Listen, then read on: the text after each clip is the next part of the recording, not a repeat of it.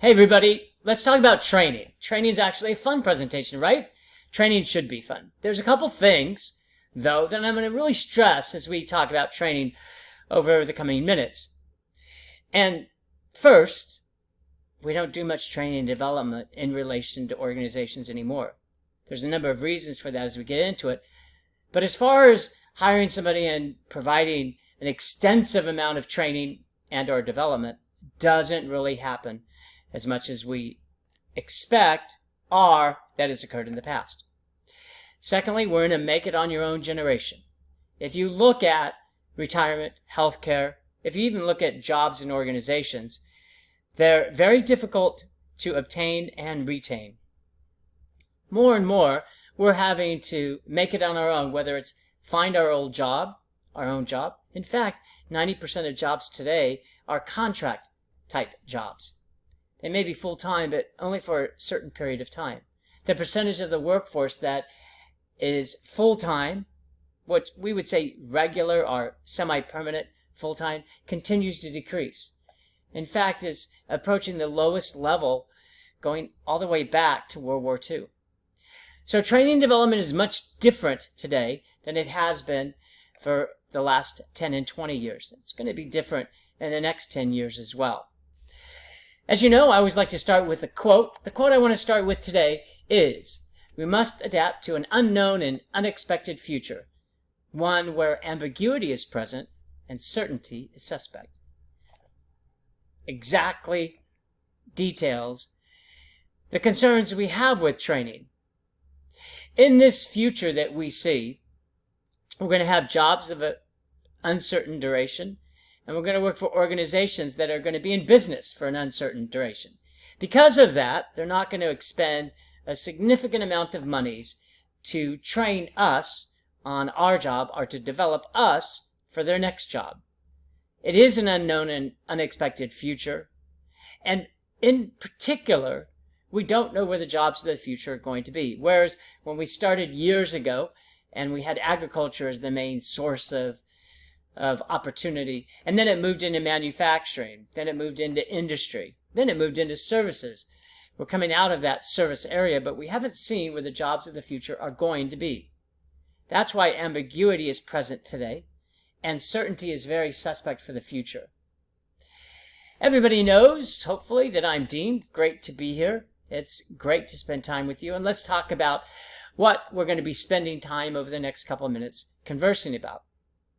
We're going to define training and development, the challenges with training. We're going to look at some statistics. It's always good to look at statistics because they give you a sense of and an understanding of the topic of what we're talking about. Did the training work? What's interesting about training for me is we spend some time and some money on training, and we almost check the box saying, okay, we did that training. We're done with that training. But we really don't spend time on determining if that training works. Well, we're going to talk about teamwork. We're going to spend a day or two on teamwork. Well, it's great, but what did we achieve via teamwork? Same with communications, what we often call soft skills. Interestingly, we hear from the Disney company that they were moving to the remote workplace during COVID, and many, if not most, of their employees want to stay in that type of workplace. What we're seeing, though, is that the companies say, nah, that's not working for us. We are an innovation company, an idea company, and we need people to work in close proximity of each other. That's the best way to make sure that we get the brightest and best ideas. They're moving their employees back into the workplace from the home place. So assessing whether the training works is really a key attribute today. Make training better. We're going to give you some ideas about that and some key thoughts to leave you with. So let's start with defining what training is. Training is that formal process to ensure there's a gain in knowledges and skills for a job. It's learning how to do a job. So if you go into an organization and they have a computer system, we're going to train you how to use that computer system. That's pretty straightforward, right? That makes quite a bit of sense. But the next aspect is development. So you do that job, but now we're going to teach you how to do your next job. We're going to develop you into the next position. Some people often call this succession planning. I haven't talked much about succession planning over the last couple years, mainly because it doesn't really exist to the extent that it did some years ago. Training a person for a future job in your organization, in effect guaranteeing them that job when the job comes open, is not something that we do much anymore. Instead, we want to make sure that we can find the best and the brightest, not necessarily just within our organization, but anywhere.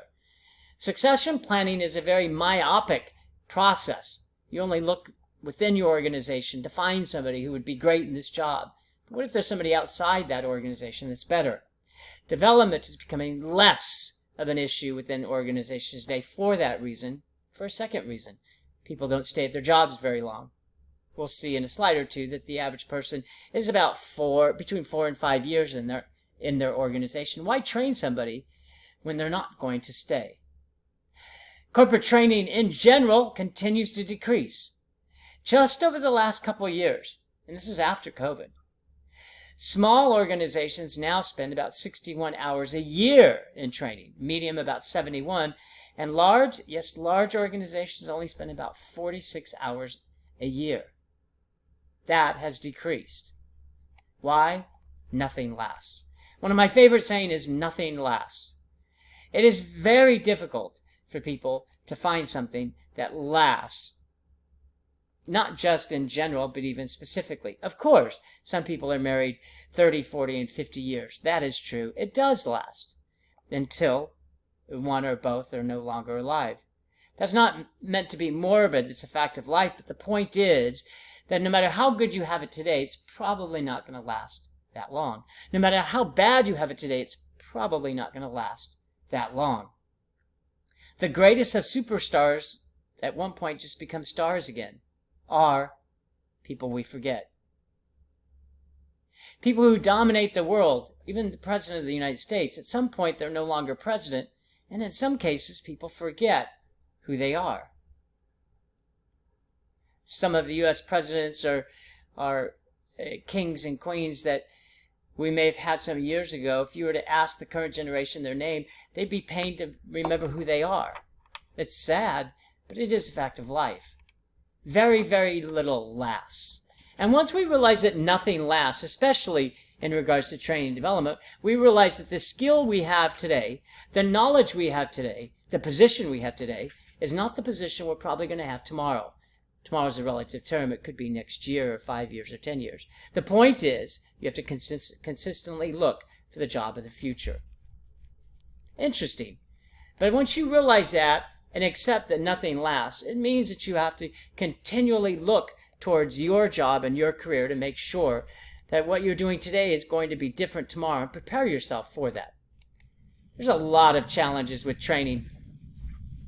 We talked a bit about businesses that are more challenged to stay in business. What does that mean? If we look in the 1920s, a large business would stay in business an average of about 67 years. We're going to talk about that in a bit as well. Today, it's around 15. That's a tremendous change. We also know one of the challenges with training is why train employees when they're not needed as much anymore. Remember they used to say that our employees are our strength, they're our most important asset? Not so much anymore. Certainly not so much as they were 5 and 10 and 15 years ago. In fact, 88% of job losses today are because humans are not needed. That's why, as I say, next is employees have to now make it on their own. They have to take in control of their own future, knowing that the opportunity to work at the same firm for 10 and 20 and 30 years just is not occurring.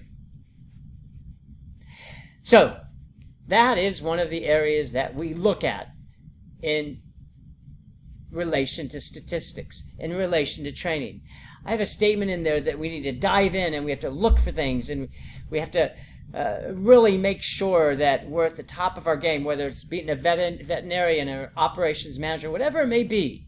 We have to make sure that we jump in and train and develop our own selves for our own future, because the challenges that exist with training are certainly going to continue, just like some statistics that we show here. The average number of years an employee stays in a job is 4.3. They're only going to be in a job 4.3 years. Why spend a considerable amount of time and money on somebody who's not going to be here? Average number of businesses is about 10 years. That's the average, especially for small businesses. Large businesses, we hear they could stay in business longer than 10 years, but usually they have a divestiture, a merger, an acquisition. They change the name.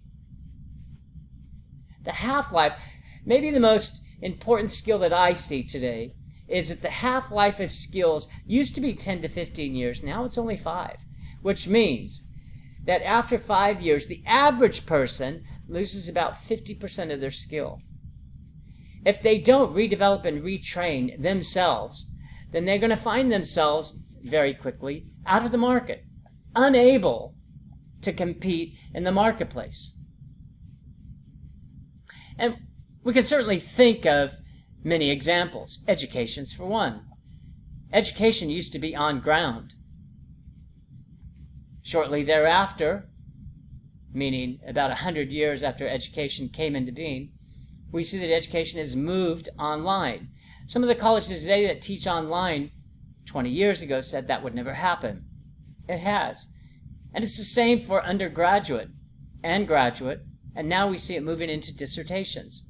More and more realize the ability and the advantages of online education.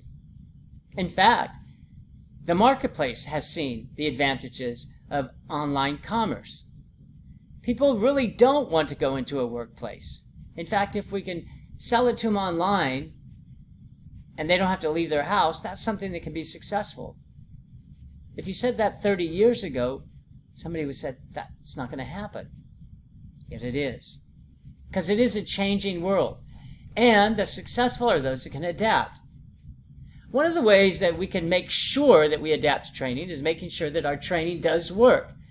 This is a huge deal for me.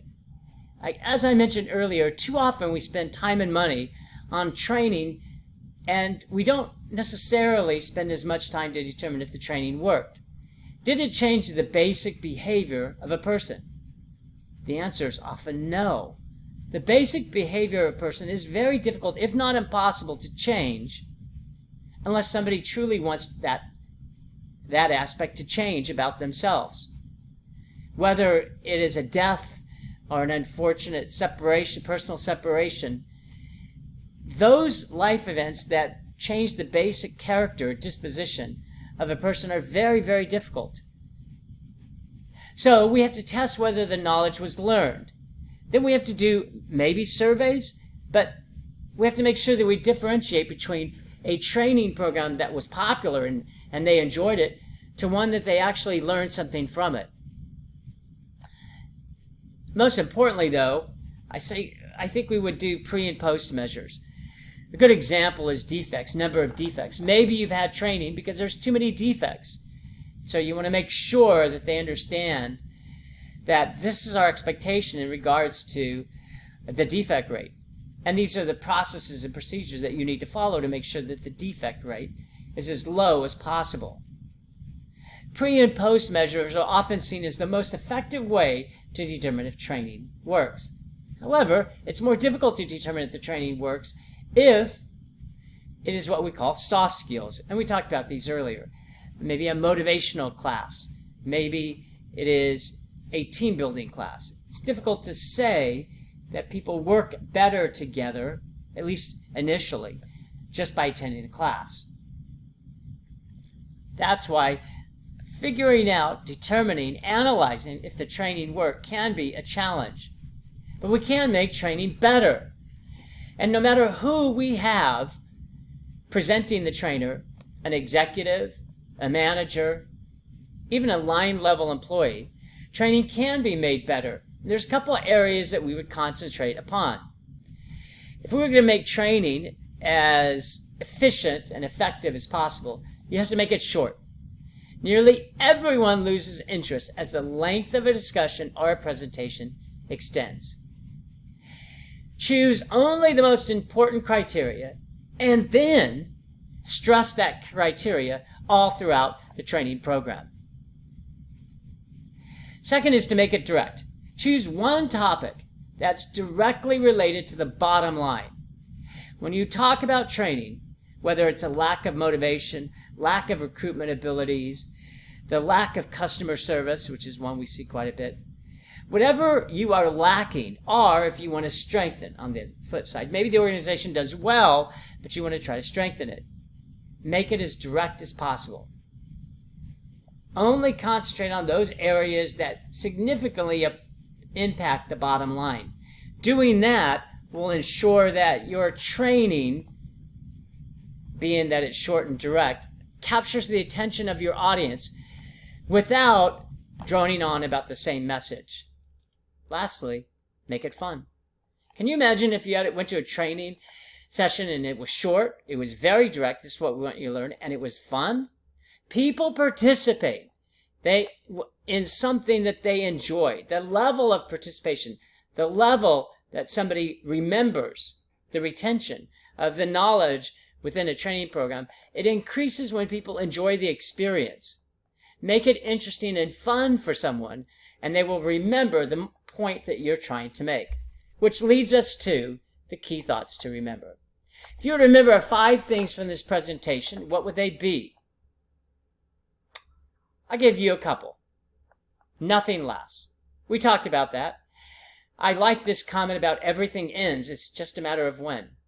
And I came up with that some years ago because, again, I try to emphasize to people looking for a job, having a job, do not count on what you have today is going to be there tomorrow. It's very similar to the comment of what got you here is not going to get you there. Nothing lasts. Employees don't say, organizations don't remain in business.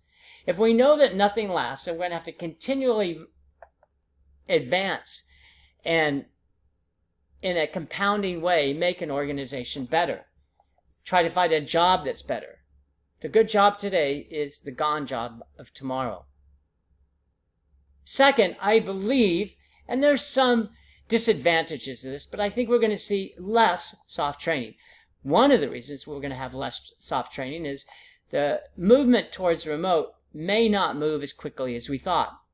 There is some conflicting research about the advantages of the remote workplace.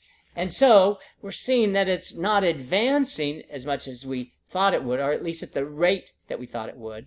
And some that, as mentioned, Disney, some that went to the remote workplace are actually bringing employees back. But the soft skills that we see is something that is going to be reduced because we haven't seen a clear positive repercussion or consequence of that training. Brings us to the third one, show clear value. There must be a direct benefit that the organization, not the employees, would obtain from training. You have to be able to relate, and you have to showcase that if this training occurs, this is a consequence that one should expect. Fourth, we talk about training of the human, but we're going to be investing more in robots. Robots don't need to be trained, they don't sue, and they get along with other robots. Whenever I talk about it, people say, wow, that's funny or interesting. They get along with other robots. Of course they do. They have no emotion. People sue and you have conflict because of emotion. Can you imagine if you have something that does the job as well as other people, but you don't have to deal with the human element? All things being considered, right? And last is to operate on your own. You're going to have to make it on your own. You have to create your own research and development account. And I've talked about this for a number of years. One of the last books I wrote was Build Your Own Business.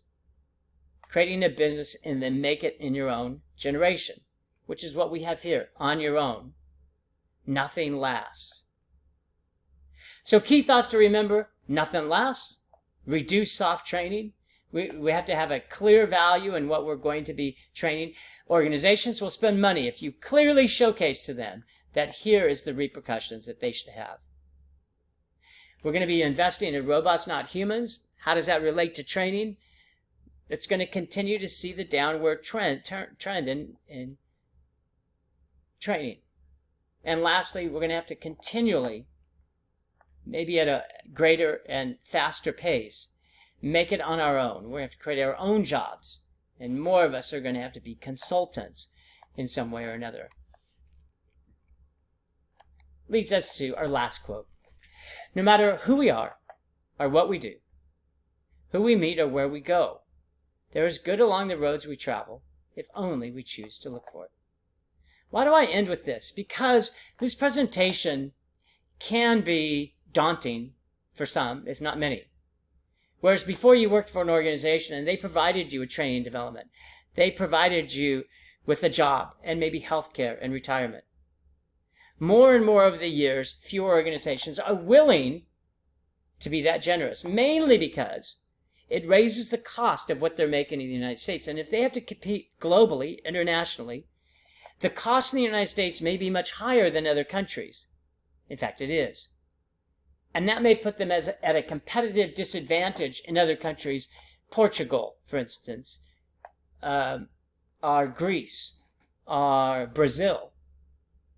If the cost of our product continues to rise because we offer certain advantages to employees, then we price ourselves out of the market. So in this discussion, one of the reasons that training and development is not as prominent as it used to be is because it's not only raising the cost of doing business, but there is not a clear link between the training and performance. There must be, as we mentioned in the last slide, a clear link. And if you can show employees that if you take this training, your performance is going to go up X amounts. We need to avoid using training to click off the boxes, as I said. Oh no, we've done team building. Well, I don't know why we have issues in the workplace about getting along. We've had a get along workshop. We paid somebody to come in. Everything should work. Again, we don't train on it in the right way, and we don't evaluate whether people have been trained. It's changed their basic disposition. So no matter who we are and where we go, who we meet or where we go, there is good along the roads we travel if only we choose to look for it. Train and develop yourself into being a good, decent, and honorable person. Then work for an organization that treats people in that similar fashion. If you can do that, if organizations can do that, it reduces the need for training and development because we're hiring good people and putting them in a good work. That will save the organization money. And with that money, they can either reduce the cost of their product or service or make a better product and service through research and development. And that will help them capture the marketplace. So there is some areas that need to be trained. That will not end one way or another. But it's going to be more targeted and direct, less soft skills. And we as managers need to make the training, again, direct, but also fun as possible. Thanks, everybody. Hope you enjoy the day.